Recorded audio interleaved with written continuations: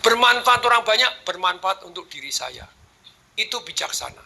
Kalau bermanfaat untuk orang banyak, tapi diri kita rugi, itu namanya pahlawan, Bapak Ibu. Pahlawan, Bapak Ibu, seringkali hidupnya mengharukan bagi yang dibantu, betul? Menyedihkan bagi yang ditinggal, betul? Betul. Saya tidak pernah mau jadi pahlawan, Bapak Ibu. Saya tidak mau saudara saya, anak saya, pasangan hidup saya jadi pahlawan, Bapak Ibu. Why? Gak enak, Bapak Ibu. Suaminya boleh jadi pahlawan, Bu, mati dulu demi bangsa dan negara. Kalau terlanjur ya sepuji Tuhan, ya wis alhamdulillah diikhlasno ya. Tapi kalau belum mau, enggak loh Bapak, egois nih. Makanya Bapak Ibu 17 Agustus kita harus menghargai pengorbanan pahlawan. Karena mengharukan untuk yang dibantu, yang ditinggal mesakno, menyedihkan. Ya toh ya? Toh jawab, ya toh ya. Ada nggak orang seperti itu? Ada. Saya punya saudara. Mobil baru satu. Saudara dari istri, bukan saudaranya dia. Dari istrinya dia, butuh tidak punya mobil, langsung dikasih mobilnya dia. Nah, terus istrinya pun tidak tuwet-tuwet. Tadinya gini cuma motor lagi, anaknya ikut jalan kaki. Aduh, yo. Tapi dia sakit. pahlawan. Dan problemnya, dia membuat standar orang lain juga harus seperti dia. Ketika kamu bilang, seringkali saya bilang, lu kamu jahat, lu saya tuh tidak jahat lu. Standarmu memang lebih baik dari aku, tapi aku juga baik lu. Nih aku pernah bantu apa? Loh, aku pernah bantu kamu ini. Loh, kok dieling-eling? Loh, bantu tuh tidak boleh dieling-eling. Loh, katanya nanya. Dia serba salah, ya itu kasihan. Tapi balik Bapak Ibu. Layar Pak Diki. Mana tabelnya dari tadi? Oke, nih. Bermanfaat orang banyak, bermanfaat diri sendiri. Kuadran sebelah kanan atas itu bijaksana. Itu apa? Bermanfaat orang banyak, merugikan diri sendiri. Itu Bapak Ibu mengharukan, garis miring, menyedihkan Bapak Ibu. Itu Bapak Ibu. Tolong layarnya Pak Diku enter, ayo. Ini epic.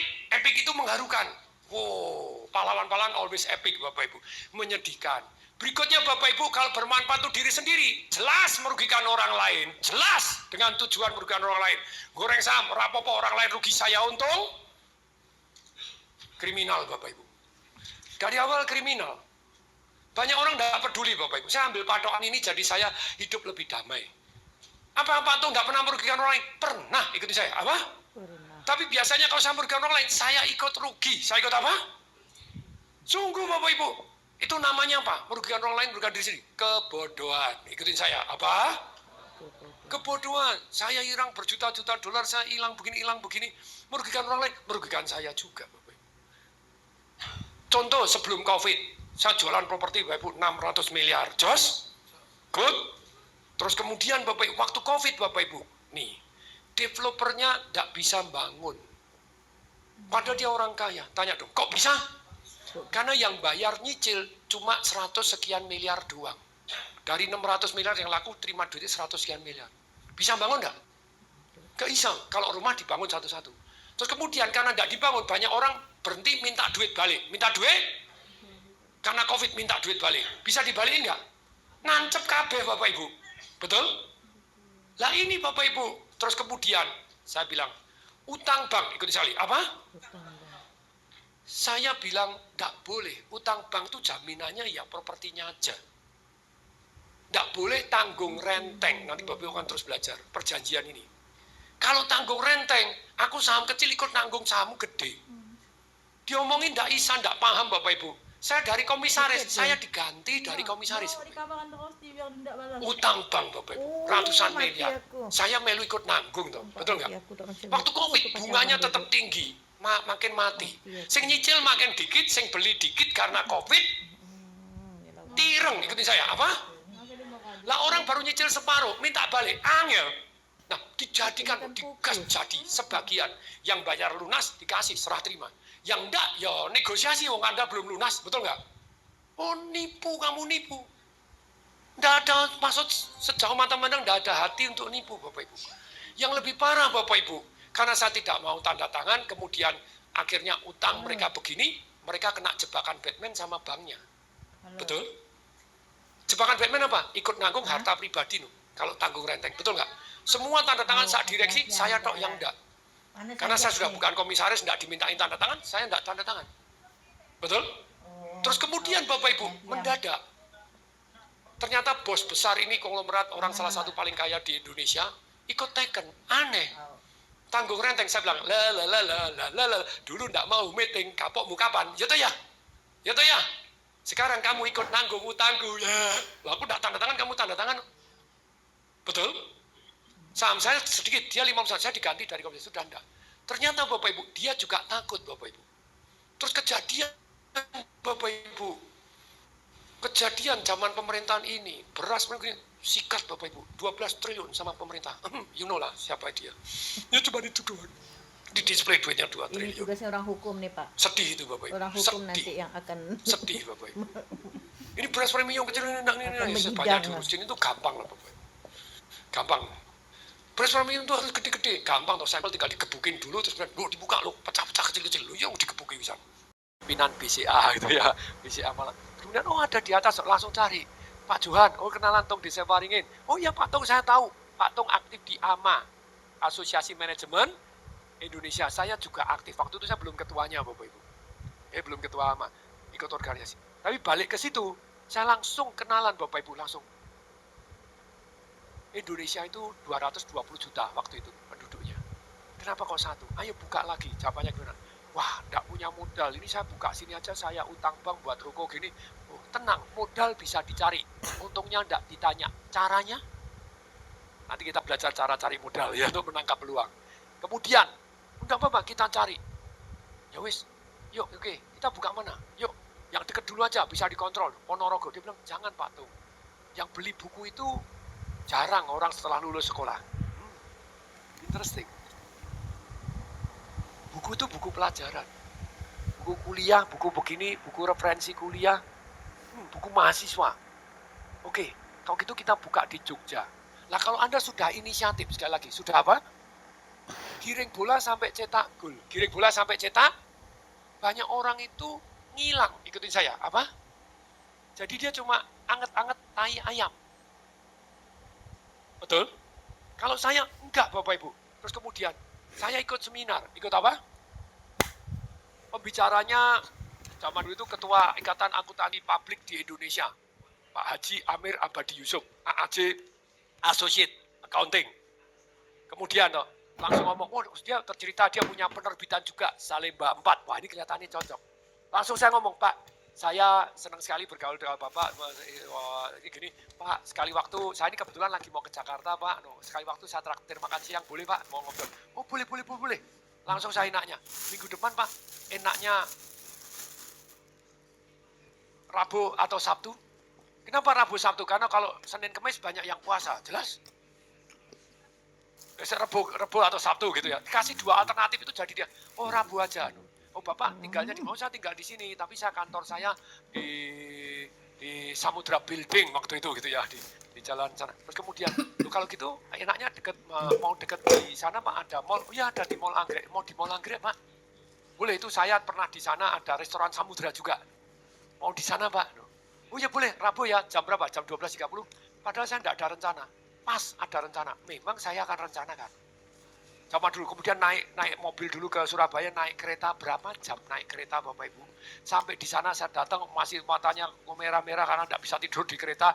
Mampir ke tempat adik saya mandi dulu, terus kemudian naik taksi Bapak Ibu langsung tinggalin kartu kredit. Niat bayarin. Bayarin itu niat, bayarin itu niat. Datang Bapak Ibu. Nah, pada waktu datang praktek sales magic. Pada waktu ngomong dia sudah jatuh cinta Bapak Ibu. Aham. Nah pada waktu makan yang saya ingat seumur hidup, waktu dia gini Pak mau pesen apa? Oh Pak Tong saya lagi gini, saya makannya sedikit dalam hati cocok. Kita pesen apa? Nggak usah banyak-banyak ya Pak Tong ya. Iya. Terus kemudian waiternya datang, Pak mau pesen mana? Pak mau sup? Ya kita biasa sup, oke tolong dipesenkan sup yang mana? Oh yang ini Pak supnya mau? Oke sup ini, tawarin sup, oke mau. Terus apalagi Pak? Makanya satu untuk berdua aja ya. Oh, saya bilang cocok. Masih kere Bapak Ibu, Terus kemudian beliaunya kita pesan, sampai ingat seumur hidup, sapi lada hitam 1 ya. Sapi lada hitam Satu untuk berdua aja, enggak usah banyak. Saya bilang, cocok. Minumnya Pak, oh ya teh tawar, nasi 2. Wis Bapak Ibu, keluar tagihannya. 780.000 rupiah Bapak Ibu. Itu gaji saya setengah bulan Bapak Ibu. Gaji saya 1.350.000 Bapak Ibu. Oh yes. Wow. Setelah itu saya enggak makan siang sebulan Bapak Ibu.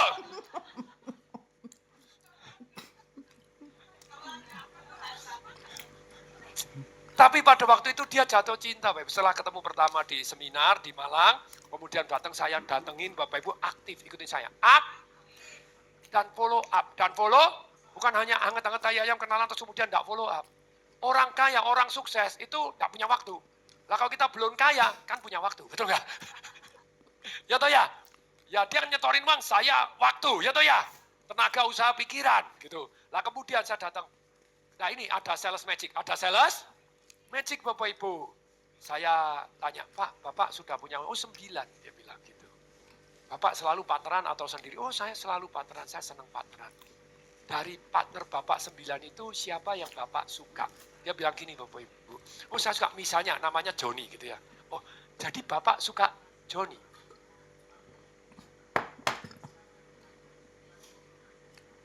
Jadi Bapak suka Joni. Boleh tahu Pak, apa yang Bapak sukai dari Joni?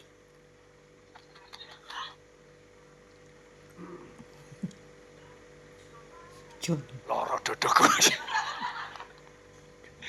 Joni gitu. Oh, saya suka Joni. Itu rajin ngasih laporan keuangan, rajin gini diajak meeting, nggak pernah gini, bahkan dia terus follow up terus. Dan dia memang jago jualan, dia jago kontrol, jago gini. Oh, jadi Bapak suka Joni karena Joni itu rajin ngasih laporan. Joni.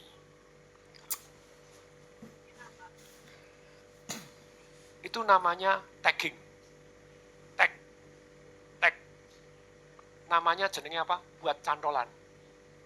Buat otak manusia itu selalu butuh cantolan Bapak Ibu. Yang saya cerita, Karl Malone.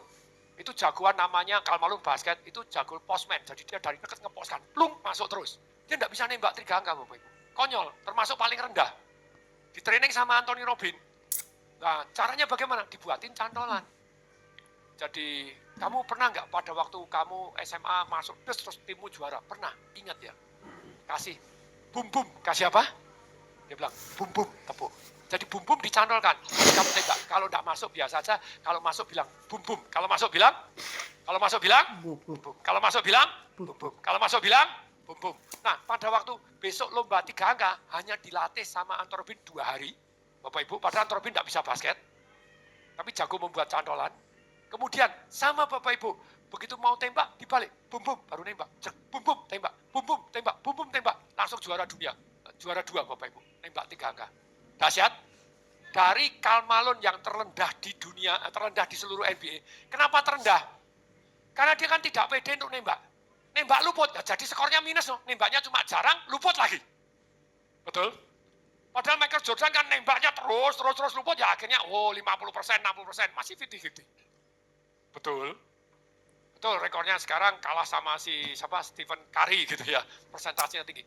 Michael Jordan itu nembak, deng, kalau masuk menang, kalau luput kalah. Itu 60 kali atau berapa kali, Anda boleh tanya. Jadi nembak, ceng, kalau masuk menang. Ceng, luput, ya wes rapopo, besok menang. Gitu ya. Nah, tapi balik ke cerita ini, namanya cantolan. Nah, dari cantolan itu Bapak Ibu, tanpa sadar dia seneng sama saya. Mirip Joni. Joni yang apa? Rajin ngasih laporan. Jadi Bapak suka Joni yang jago marketing, yang rajin ngasih laporan, ngajak meeting begitu. No, ya toh? Ya toh ya? Betul. Ya. Itu bawah sadar Bapak Ibu, tagging. Cantolan Bapak Ibu. Siap? Menarik? Dulu sudah belajar Bapak Ibu ilmu-ilmu seperti psikologis, ilmu seperti ini. Kemudian setelah itu Pak, kita rencana mau namanya Nganjuk, ada yang ramai. Sebentar, ada yang dari Nganjuk? Tidak ada, aman. Oh Jombang, selisih dikit ya. Nganjuk, Jombang, selisih. Nganjuk misalnya ada yang ramai. Apa? Salah satu rumah makan yang ramai di Nganjuk apa? Rumah makan Mojokerto malah. Kenapa kok sering? Saya sering lewat Bapak Ibu. Batasan mana Ramai Pak? itu juga tak tawarin Bapak Ibu. belum berhasil. Tapi tidak masalah. Ambilkan Tapi di saya luar, berhasil Pak. satu, the rest you live like king and queen in the rest of your life. One idea, Ambilkan di mungkin kasar. ditolak-tolak. Satu yes, hore hidup Anda bisa berubah bumi dan langit. Kayak saya laundry, itu kan hore gitu ya. Tapi apakah semua hore? Enggak, Bapak, banyak yang tidak hore. Saya beri contoh misalnya, Anda dari Nganjuk, Anda lewat Nganjuk, atau Anda di sini. Ambilkan Ada yang rame, tapi di kota Anda belum di ada. kamar sana. Terbukti sukses, terbukti rame toh. Kemudian datengin Bapak Ibu, makan pesan Bapak Ibu. Setelah itu jual Indonesia. Jual apa? Do you know Indonesia sekarang? Tahu nggak Pak, Bapak Ibu, kenapa hanya satu? Kan Indonesia kan 280 juta orang. Ini kalau jadi banyak kan lumayan. Jadi banyak kan? Masih ingat yang traktir saya bakso di Bakso Solo, Samrat? Iya, leh. Zoom leh. Karena buka cabang, apa yang terjadi? Ternyata dikorupsi. Saya pernah buka cabang kok, tapi dikorupsi, betul? Terus patah semangat? Tidak boleh. Pertanyaannya salah, kesimpulannya salah, hasilnya supaya tetap jujur.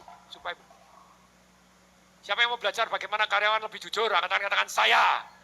Nanti ya, ini banyak yang jual. Tapi balik ke cerita tadi, saya bilang, kalau kamu membuat sistem dan milih orang, Ambilkan ini nanti orang belajar apa nih. sistem? Untuk katakan saja yang aman supaya tidak begini. Coba, kamu untungnya satu berapa? Kenapa? Satu hari bisa 1 juta loh. Wow. Nah kalau kamu punya Iya, ambil 100 per hari, 1 bulan, lumayan atau lumayan banget? Worth it gak? Anda mulai lagi, usaha lagi, ulangi sampai akhirnya jadi. Worth it gak? Worth it Bapak Ibu. Nah, oke, ya dia bilang gitu. Nah, makanya sekarang balik ke cerita tentang apa tadi? Tanpa modal, balik lagi. Kalau itu kan resikonya jadi kecil lagi. Dan kemungkinan sukses lebih besar. Karena mereka jago masak, mereka jago begini. Dan sudah puluhan tahun.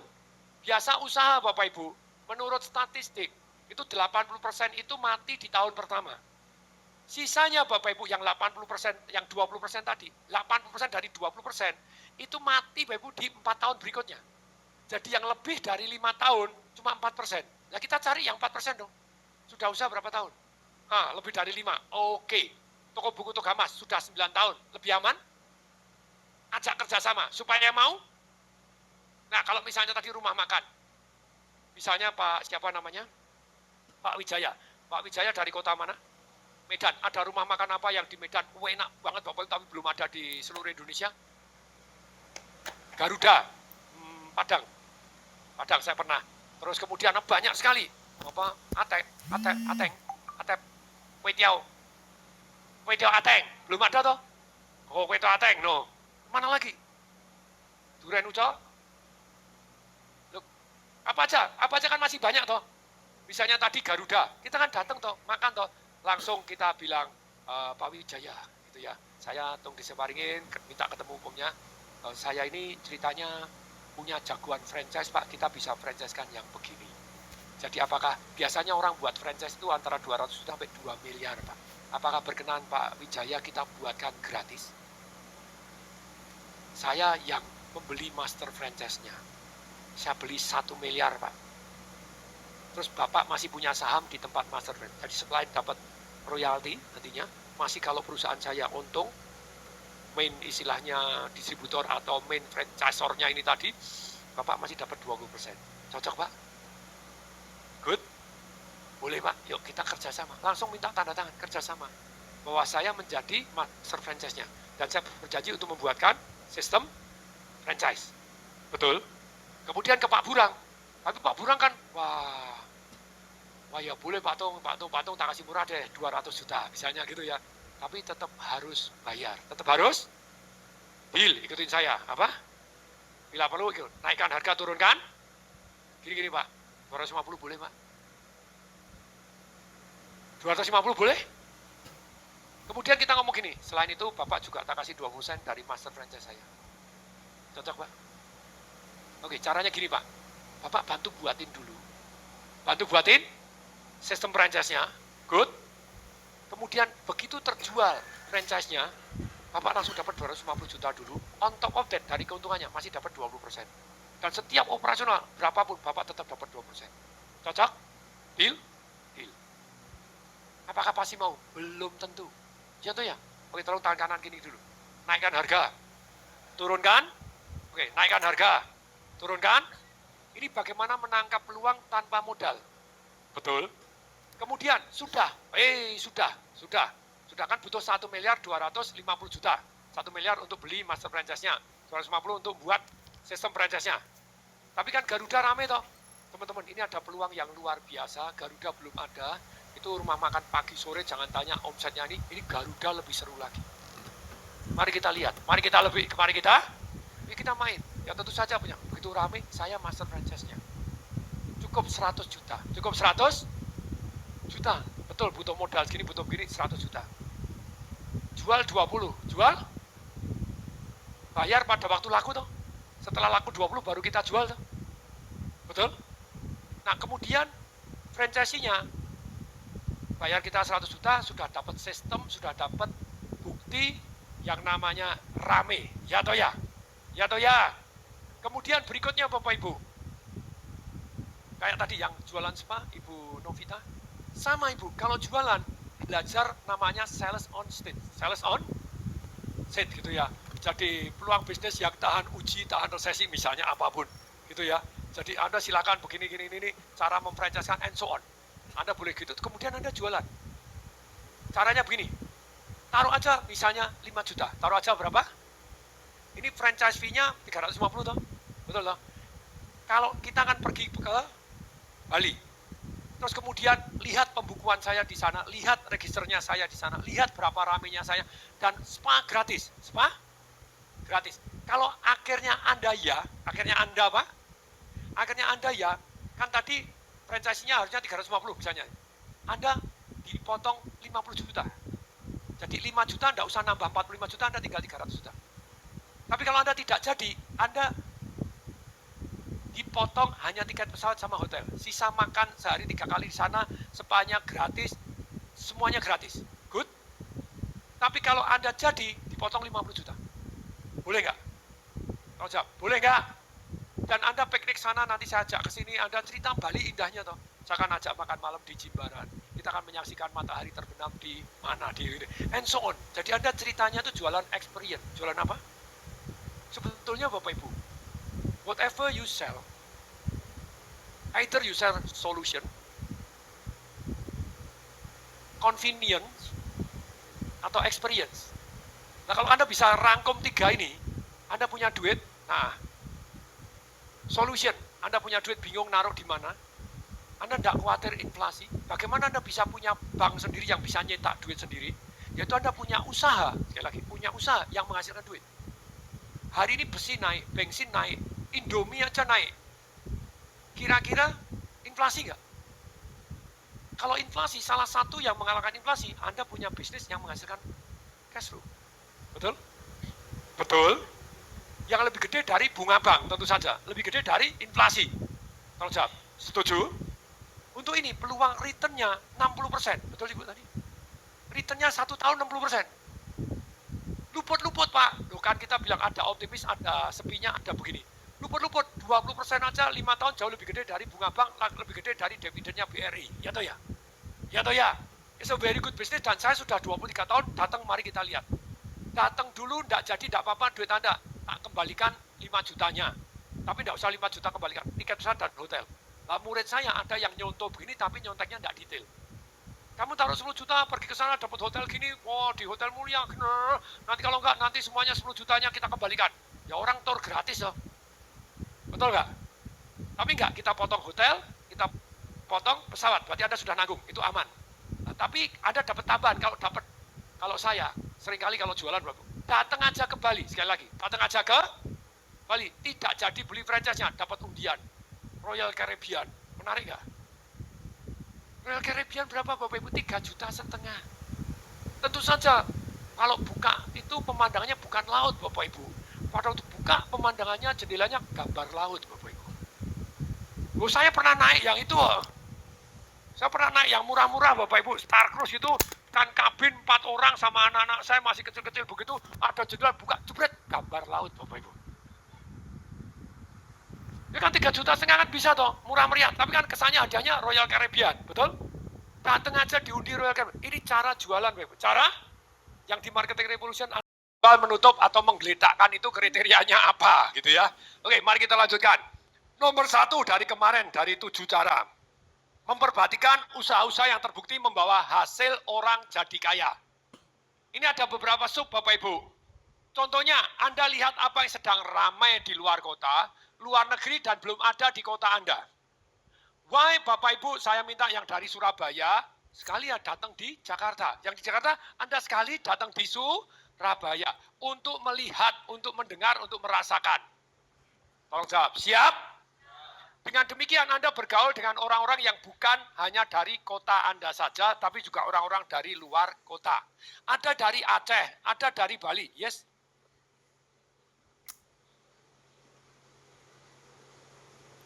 Oh, lensanya sudah tidak enak, dikasih gratis sama kacamata. Oh, ibu toko kacamata? Wah, pokoknya semua dia saya terima dengan tangan dan kaki yang terbuka, gitu ya.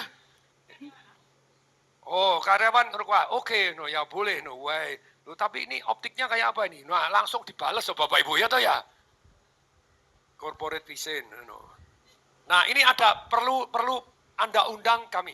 Satu-satunya yang menerima undangan, boleh? Kalau semua kan harus datang toh, dia kan punya kelebihan toh. Gratis cek, betul kan? Nah, gratisnya harus gede. Gratis cek mata di perusahaan Anda, di rumah Anda, misalnya gitu. Kelebihannya itu. Oh, B2B, ya sama. Anda punya perusahaan, Anda punya begini, kacamatanya agak rodok buram-buram gitu ya. Jadi Anda karyawan silakan, gratis silakan, gratis. Tapi gratisnya penting enggak?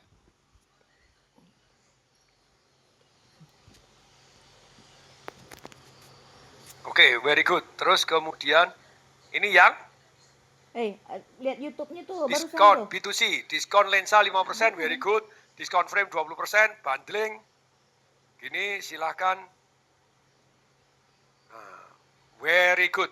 Dan ini ada limitnya 25 sampai 29 Agustus. Tapi sayangnya mereka semua di sini semua, betul nggak? Nah, terus perginya ke tempatmu piye?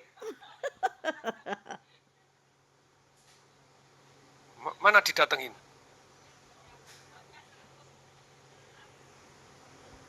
Untuk yang ikut seminar diskon dan didatengin rumahnya gitu ya.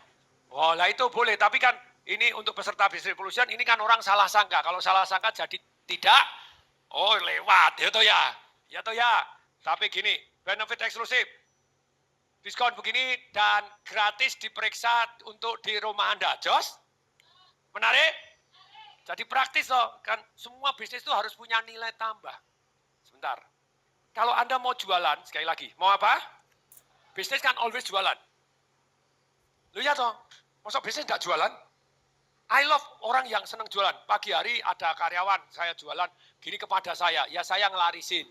Oke, jualan mooncake and so on. Tapi saya cek, ini masih karyawan saya, bukan. Ya toh ya? Ya toh ya? Ojo-ojo ngaku-ngaku toh. No. Saya cek ke bosnya, betul Pak itu karyawan, gini-gini. Ya wes, saya larisin. I always love, saya always salut. Ini saya cek Bapak Ibu. Nih saya, WhatsApp saya tunjukkan. Boleh? Boleh ya, ini yang the conversion.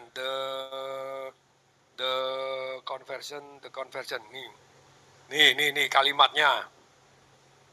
Ini kan, saya cek dulu, betul enggak? Ini betul Pak, dia punya nomor ini, nomor gini.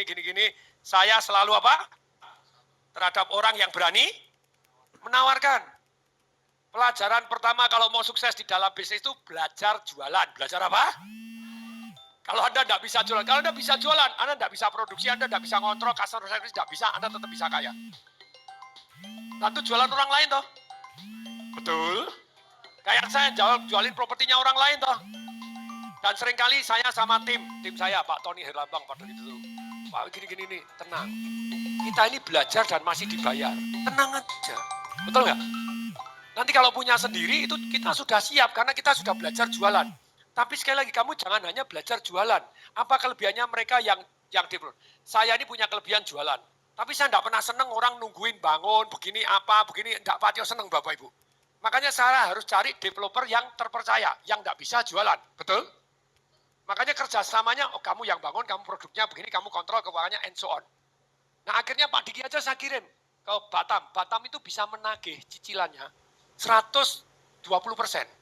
Jadi orang yang nyicil itu yang bayar 120%. Keren tuh, keren banget. Giliran saya belajar. Pak Diki berangkat sana, belajar bagaimana orang bisa cicilan properti, biasanya kan cuma 60, 70, banyak yang seperti yang pada waktu COVID, jadi 600 miliar jualan cuma 100 miliar yang bayar, terus sisanya minta duit balik, padahal sudah nanam tiang pancang, ngembaliinnya piye? Sudah jadi gini, ngembaliinnya gimana? Duitnya sudah nancep semua kok. Betul? Terpaksa pakai utang, dijadikan sebagian. Makanya yang lunas tetap bisa diserah terimakan, kan gitu ya. Tapi yang belum lunas, minta duit balik, minta gini, terus piye? Disuruh menyelesaikan, ya angel juga. Tapi jadi loh, yang dibalik jadi loh. Yang sebagian tertentu jadi. Istilahnya developernya tetap komitmen. Oke? Tetapi kesulitan ketika banyak yang mau bilang batal. Tapi ini punya ilmu, bisa nagih pada waktu COVID, setorannya 120%. Keren atau keren banget? Dahsyat atau dahsyat banget? Nah kita belajar. That's why saya senang bergaul, saya senang kerjasama karena saling melengkapi. Ada orang nggak pernah senang kerjasama. Boleh, tapi harus punya karyawan-karyawan yang hebat. Karyawan yang, kalau saya dari dulu always senang partneran. Dan saya cari yang melengkapin saya. Cari yang melengkapin. Oke ya, nah sekarang layar Pak Diki. Bagaimana kita menemukan peluang bisnis, yaitu cari usaha-usaha yang terbukti membuat orang lain kaya. Loh kok bisa kaya? Kok bisa kaya? Nah, membawa orang lanjut. Ini Bapak Ibu. Jadi apa yang sedang ramai di luar kota? Salah satu contoh Bapak Ibu, kisah Johnny Andrean. Kisah Bread Talk Bapak Ibu. Johnny Andrean datang pergi ke Singapura. Di Paragon Bapak Ibu. Di bawahnya, begitu turun, antrian Bread Talk sampai keluar. Dia langsung cari Bapak Ibu yang punya Bread Talk. Ternyata muridnya Anthony Robbins juga. Kemudian saya tanya, dia tanya gini, dia langsung, do you know Indonesia itu 200 sekian juta. Langsung jual potensi Indonesia. Ini salah satu jurusnya. Supaya orang sana mau kerja sama dengan kita. Kan tidak pernah ditanya, apa hubungannya sama kamu? Kan tidak ada toh. Tapi kalau ditanya gimana? Apa hubungannya 200 sekian juta? Sekarang 280 juta. Apa hubungannya 280 juta dengan kamu? Oh, hubungannya baik-baik saja. Betul Bapak Ibu? Itu kan memang baik-baik saja. Tidak terjadi apapun. Tapi Anda jual potensi Indonesia. Jual potensi membuat kemungkinan mereka mau kerjasama dengan kita jauh lebih tinggi. Itu saya lakukan kepada Anthony Robbins, kepada Richard Tan, kepada banyak itu. Termasuk event organizer terbesar di dunia, saya datang dengan cara yang sama. Saya jual potensi Indonesia. Saya jual potensi. Ini caranya bagaimana Bapak Ibu. Jarang sekali ujuk-ujuk. Pak Rido, saya konglomerat dari India. Anda mau jadi distributor mobil listrik saya? Jarang banget, betul nggak? Anda datang ke top, ya toh ya? Orang pameran Gias, datang beli mobil, saya juga Bapak Ibu. Tapi saya lebih ngelamar untuk jadi distributor Bapak Ibu. Ini saya ngelamar, mau jadi, dulu Tata datang, saya ngelamar. Saya datang untuk Tata, mobil Tata. Cuma murah-meriah berapa, 25 juta atau berapa zaman dulu. Nah sekarang Bapak Ibu BYD, ini saya juga ngelamar, boleh nggak? Kamu buka di mana? Kota mana yang belum ada? Solo? Ayo. Yang ini mana? Ternyata BYD ada Arista, ada HK, ada gini, and so on. Oke. Nah, tapi balik Bapak Ibu. Makanya saya ngelarisin BYD melulu gitu ya. Itu part of ngerayu. Part of apa? Ngerayu. No. Jeko di Solo sudah ada, Sun Motor, and so on. Yang di Solo belum ada apa? Kota lain belum ada mana? Nah, kalau kita numpang istilahnya raksasa yang sudah terbukti berhasil, kita kan cuma setor modal. Tapi saya punya kemampuan, saya yakin bisa membuat nilai tambah. Kenapa saya milih Hilton bukan pakai merek sendiri? Proses belajar. Dan Hilton sudah ada namanya. Dan Hilton, dia bisa negosiasi sama yang apa namanya jenenge? Tiket.com atau apa tuh? Hotel.com, Agoda. Jauh lebih murah daripada kalau Anda. Terus kemudian, lebih lagi. Hilton punya Hilton Honor. Membership. Kalau Anda ikut di yang namanya apa? Online apa? Namanya apa? OTA. OTA, Online Travel Agency. Loh, anak saya tahu, dia sudah magang di Hilton juga. Kita magangkan, suruh belajar. Lagi sekolah, lagi liburan, ya wis magang di Hilton sana gitu ya. Pulang minta naik bis, mamanya saya bilang ngerasain, bapaknya dulu juga naik bis, ora popo, lu ndak ada, ora popo, semua ibu kepengen melindungi anaknya, membuat anaknya enak, ya toh ya. Saya bilang rapopo naik bis, ternyata naik bis berapa jam? Naik bis terus kemudian naik angkot, naik kereta, kemudian ganti bis lagi sampai rumah jam 11. Masih ke tempat fitness, masih fitness. Jos? Bapaknya so proud gitu ya. Tapi balik Bapak Ibu. Dan mau ngerasakan jalannya itu is happy. Bapaknya dulu juga gandul besok datang di Jakarta. Ya toh ya? Ya toh ya? Nah, tapi sekali lagi, sampai di mana? Nih mau cerita apa nih? Kenapa sampai gandul besok? Oh, Johnny Andrean. Lah itu kan dia menjual potensi Indonesia. Menjual potensi? Jadi kalau ada yang sudah rame di toko di tempat lain, ajak kerjasama. Kemungkinan sukses Anda lebih besar. Apakah pasti berhasil? Enggak Bapak Ibu, saya beri contoh. Begitu saya punya ilmu. Ilmunya siapa? Sebetulnya ilmu ini adalah ilmu McDonald. Ilmu apa? Siapa yang punya McDonald? McDonald bersaudara. Satu hari yang jualan namanya pemiliknya Ray Kroc, ya. Ini itu sebenarnya ukurannya banyak. tukang jualan Ini tukang ukurannya mesin ada kocok